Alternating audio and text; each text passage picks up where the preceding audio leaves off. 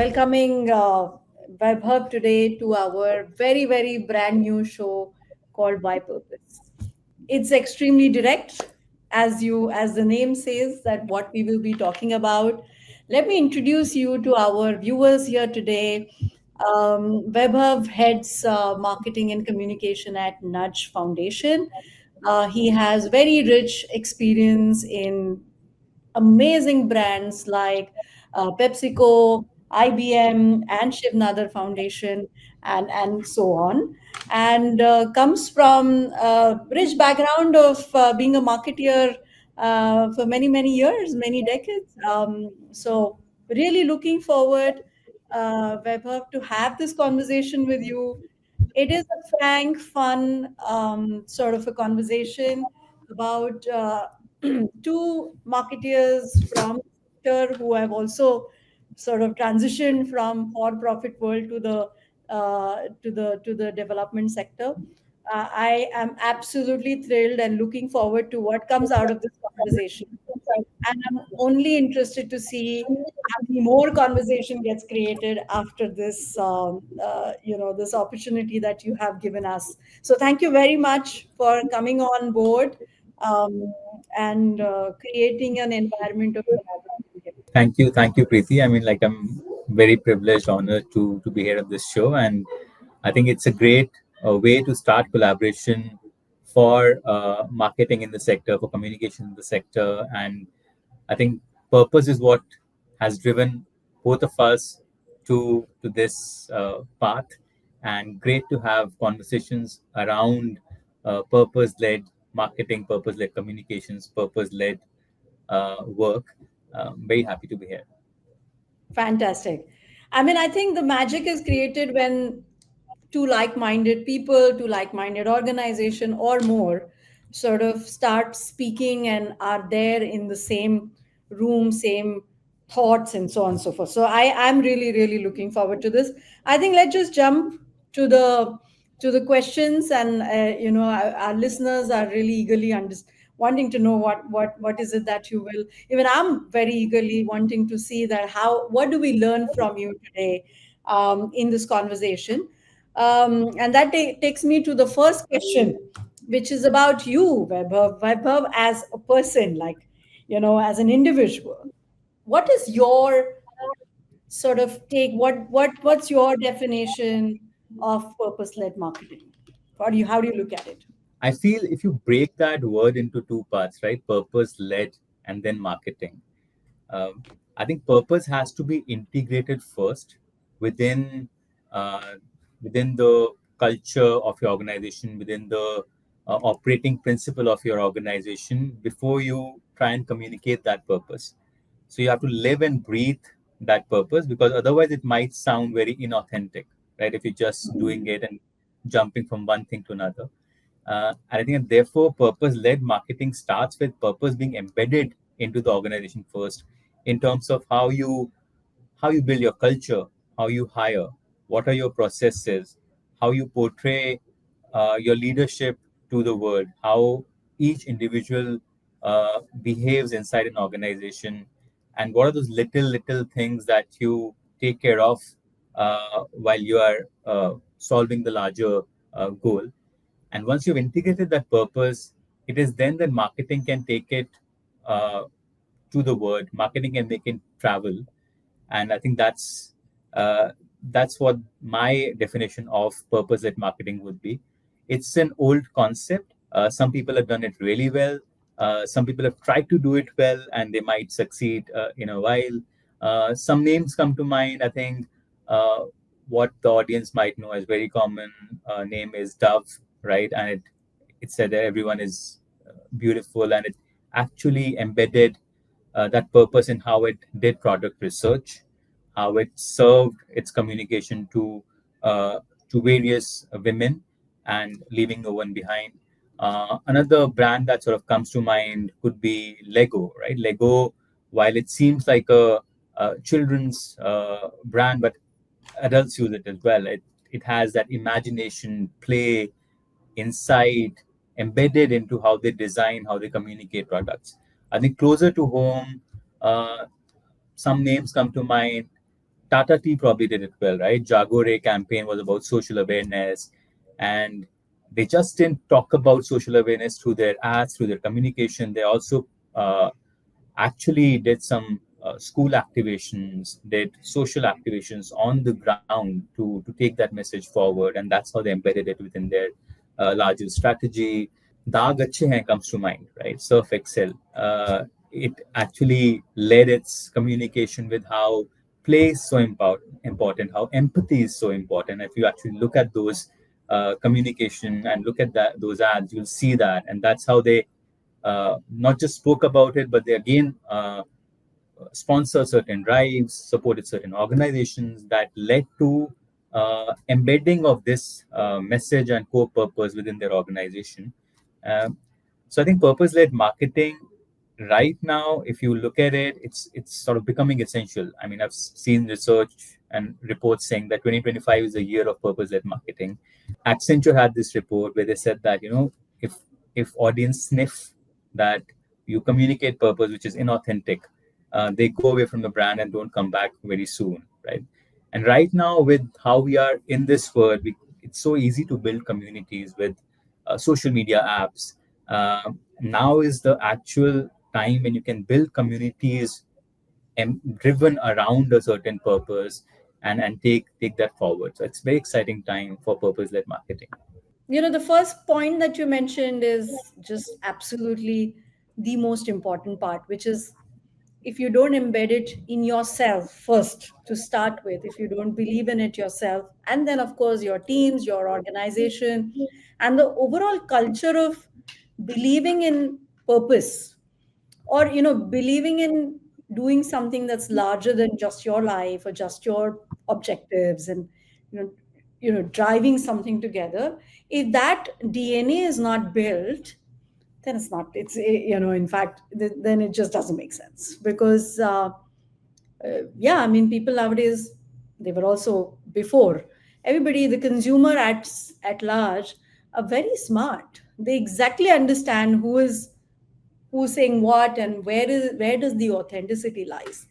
So I completely agree with you, and I know that believes in, yeah, of course, we are all in the social sector, but I also know in the communication of nudges, the communication that I've seen so far, it just shows that you really mean it, and you mean it uh, from the core principle of it. So, and it really shows. So I agree with you. I think one of the learning there is that for the brands to really inculcate this sort of behavior shift in smaller nuances, as you go, and build that culture, and then it will eventually show in larger campaigns and the products, and the examples that you spoke about, for example, Jagore. Jagore, one of my most important, my most interesting, and my favorite example is because they continued to do it. It was not a one-off thing.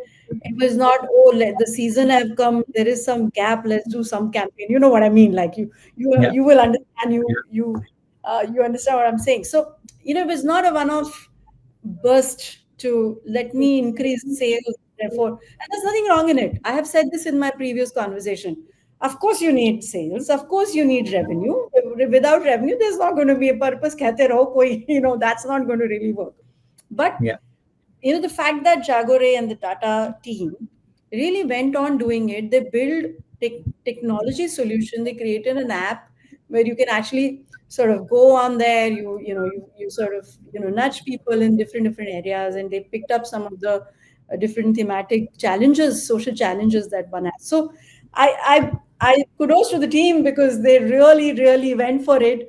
Yeah, some of the numbers you mentioned, totally agree. In fact, there was one report where they say that the Gen Zs and sort of millennials are sort of 57% chances that you can actually convert them into as your buyers if you have some purpose driven product that you have offered, yeah, and not just communication. Yeah, these are sort of two different things. You can say that we are purpose driven, but is that sort of showcased in your product? That's sort of important. They understand that. This whole conversation actually takes me to the next question, um, which is really about what you say versus what you do, what you show versus what the typical balance as marketeers we have to bring on table. In fact, one of your reflection on the 10th anniversary of Nudge, we picked up on that, where you said that it's very difficult for marketeers to sort of bring in the real field work, and they feel distant because it's not in a way. I would say that it's not even humanly possible. I'm talking about myself, going to so many programs, being on ground, because there's just so much happening constantly, so much changing constantly. So, do you want to talk a little bit about the challenges we share in order to bring in the authenticity? Sure, Preeti, and that's such a great question. In fact, before go to that, I would like to sort of reflect on one thing that you said, that it's very important for purpose to also translate into sort of commercial gains, right? And with the algorithms changing so much, customer acquisition cost is such an important parameter. And unless you retain people, retain your customers, it's very difficult to acquire new customers day in and day out. And purpose gives you that glue to actually retain people, to make people your loyalists and ambassadors. And that's why purpose is so important, and it has to be embedded in your marketing, in your DNA of an organization, right? I think coming to my reflections on the 10 years anniversary, I think it's something that we all share in common, right? We come to the sector, come to talk about purpose in marketing with a certain desire, empathy, will to make a change, and so often than not, it happens that you get embroiled into the day to day. You're looking at decks, you're looking at numbers, you're trying to see whether a campaign has performed well, whether a post is getting you that engagement or not, how your LinkedIn numbers, how things are doing, and you tend to lose focus of what is at the heart of the thing, why you came here. I think it's very important to make sure, and we as a team have embedded this practice in our culture, that you have to go to the field once every 6 months, uh, and we do that by rotational basis. That's one. Two, if you can't, if one is go to the field, to talk to people who work very close to the field, right? Talk to change makers, talk to CDOs who work on the ground, get their perspective, understand from them. Uh, when you're working on a campaign for a program or a product, uh, don't get involved when it has reached a stage where goals and outcomes are discussed. Get involved at the stage when a problem is being uh, uprooted, when we're thinking of what is the problem they're trying to solve, right? And we do that, like we run incentive challenges. So it's about figuring out what is the next incentive challenge, where is the white space that exists, why should you solve for labor force participation of women who are homebound and and are entrepreneurs, who are food entrepreneurs but really can't grow, right? So that is why it's very important for you to understand what is the last mile before you reach the early mile. And I think we've embedded that as a practice. It's a slow burn, Preeti, as you know. As you're setting up marketing practice, marketing communication is anyways like sort of not that well understood discipline in the sector. It it acts as a it acts as a force multiplier, but the visibility probably is not as much. The understanding is not as much, uh, and therefore it takes time to build internal allies, right? To get advocates from within before you go outside, looking for yourself and looking for your purpose. So it does take time, but I think the sooner you do that path, the earlier you can probably reach the true calling of why you came to the sector. So it's very important to be close to the field, have your ear to the ground, get involved at the early stage when program is being deciphered, or problem is being deciphered, and talk to people. Do GTKYs, getting to know you sessions, just like conversations that have no meaning really for your work right now, but you'll actually recover that there is a meaning that is coming to you later as you working, right? So um, I think conversations matter everywhere in marketing, and the conversation just doesn't don't have to be outwards; they have to be inwards with people who are inside. And the longer and the more conversations you do, the better your understanding and the closer you seem to your purpose. Absolutely agree with you. A couple of points here, right? For those who are, I'm just learning so much. I've written this GTKYs here. It's just such an interesting. Uh, then I remember JTBD also, by the way, job to be done from my for profit. Uh, yeah, I mean, couple of things. I think at the core of marketing and communication in the social sector, here as well as I had a brief working stint even in Pyramid Foundation. So I've realized that it's more of a service outlook than a core sort of space outlook. It's fine because that exposure has not been there in the sector for so many years. How uh, erstwhile or traditional businesses got built. This is not how it started from grassroots to then finding different pieces for it to be built. And of course, program is going to be at a very core of it. But I understand and I totally agree with you that us, the marketeers of the change actors of the sector should build that narrative, and it's a narrative in the making. And there will be a day where I mean some other NGOs are doing such amazing work which is campaign based. For example, I'd like to talk about whose work. They do such amazing campaign based work, which then sort of you know lends itself to the program and then program. So it's really the other way around. It's Yeah, not like, oh, decided that you have a problem and then you come to me, okay, give me one leaflet, versus you say that here is, what, and then we sort of, which is really good. So I agree, and I think conversations and building allies and building that narrative as well as understanding within the system is of prime importance. What we do at Magic Bus, what we realized it is that we have a lot of information coming our way because we just like really we have 3,500 people. We are in every state possible. Some many programs that are going simultaneously in 10 to 11 state governments directly connected. So what we've done is we've created a platform where all information is coming in and we've sort of building that from a P1, P2 manner, that what should be picked up, what should be not, what should we have conversations. It's taken some time. It's still in the making.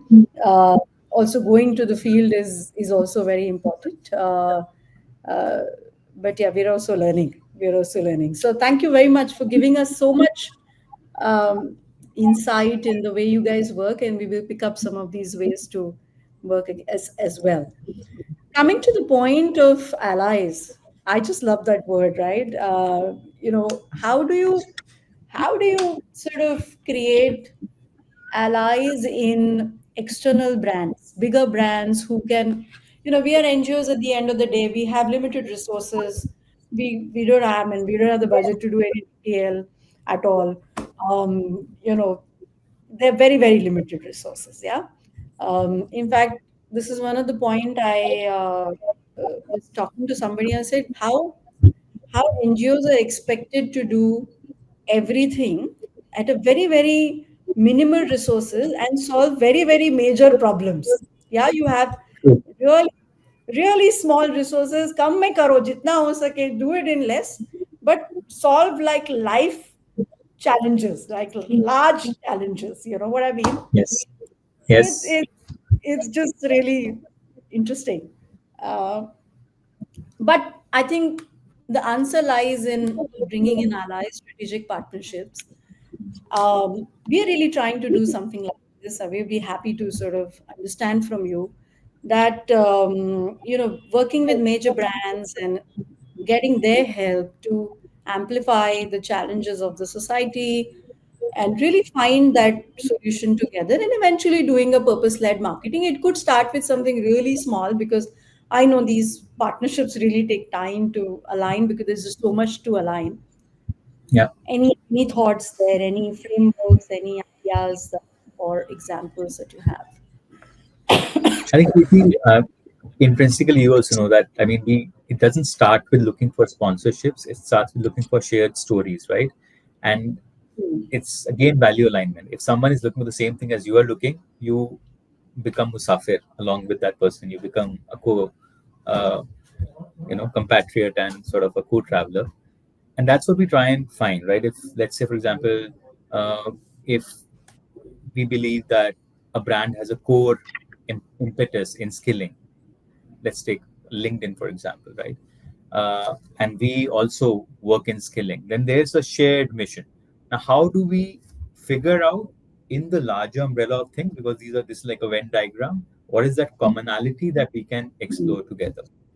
And that's what we try and do, right? For example, we also worked with um, Meta, who was interested in using and leveraging AI for innovation. That's their core impetus.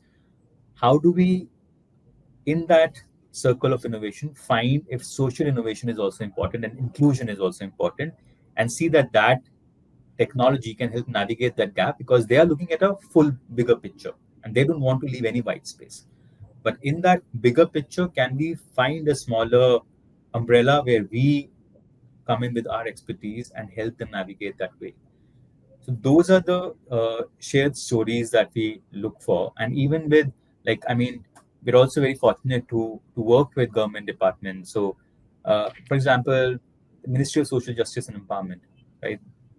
And what they're looking for, because again, we all have this core goal of how do we build livelihoods, how do we build resilient livelihoods.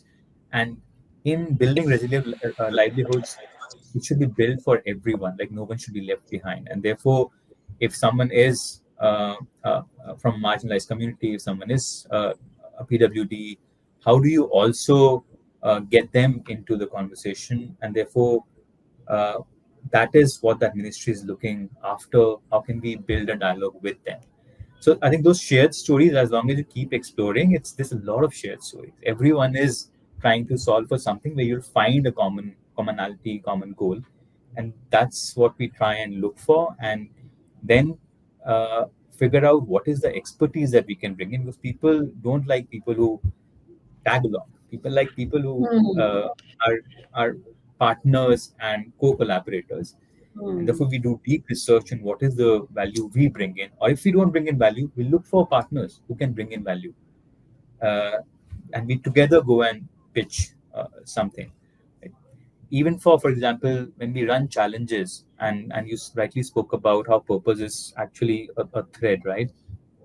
Uh, I spoke about this labor force participation challenge that we just ran, and then we're not looking for organizations that are just working for women. We're looking for organizations that are also very deeply entrenched in actually helping women gain agency, dignity.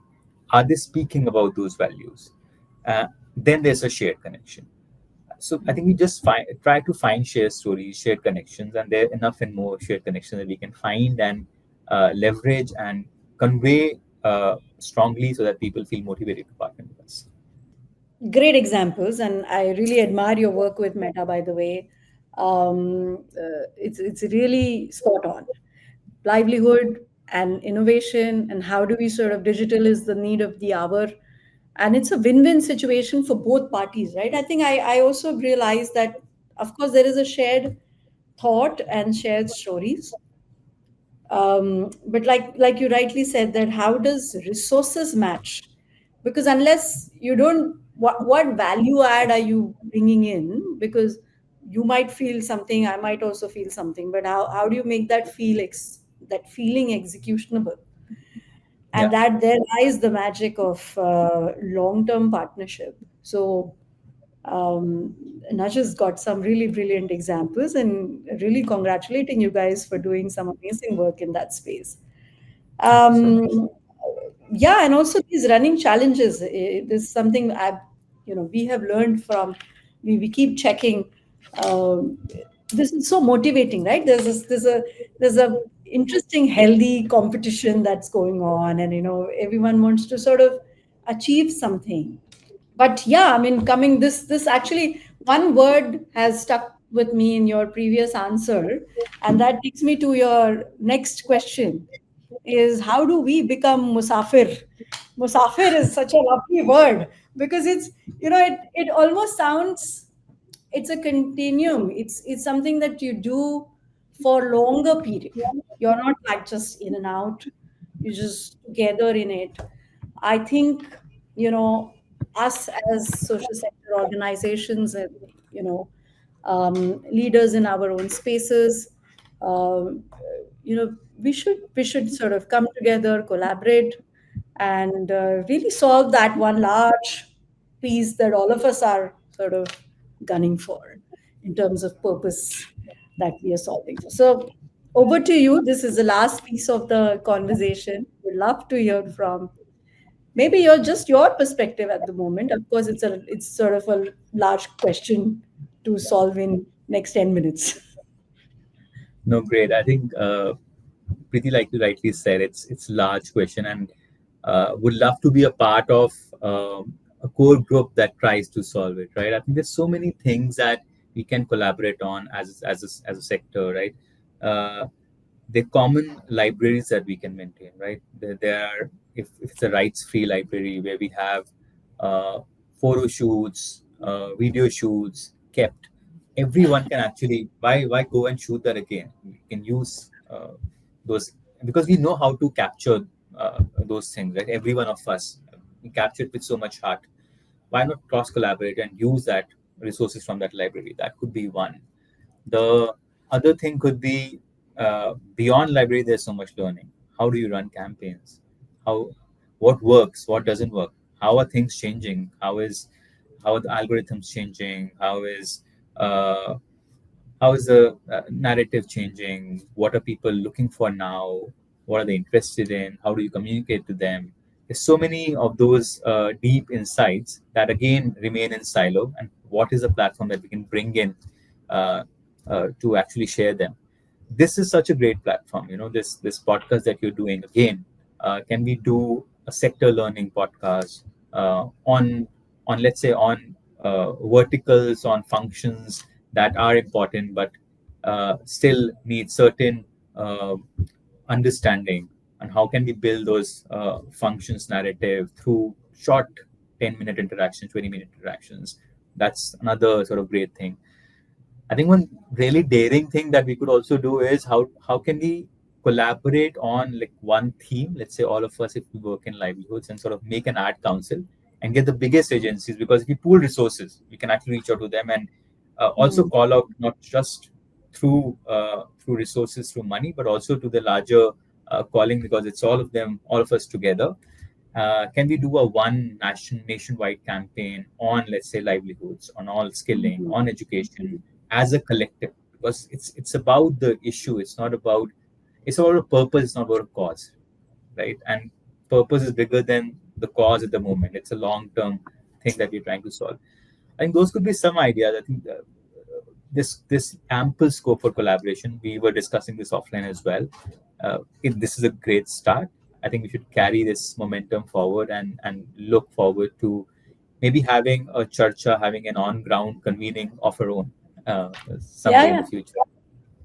Absolutely, absolutely. Such brilliant ideas. Yeah, Vaibhav, you giving me this confidence to sort of really make this happen. Like I told you offline that when I came to the sector, I said, I know there are a lot of sectorial cross-functional people. They're talking to each other.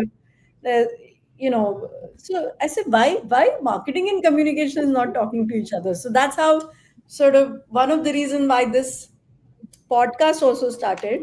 Um, I am now extra inspired and checked in to do this.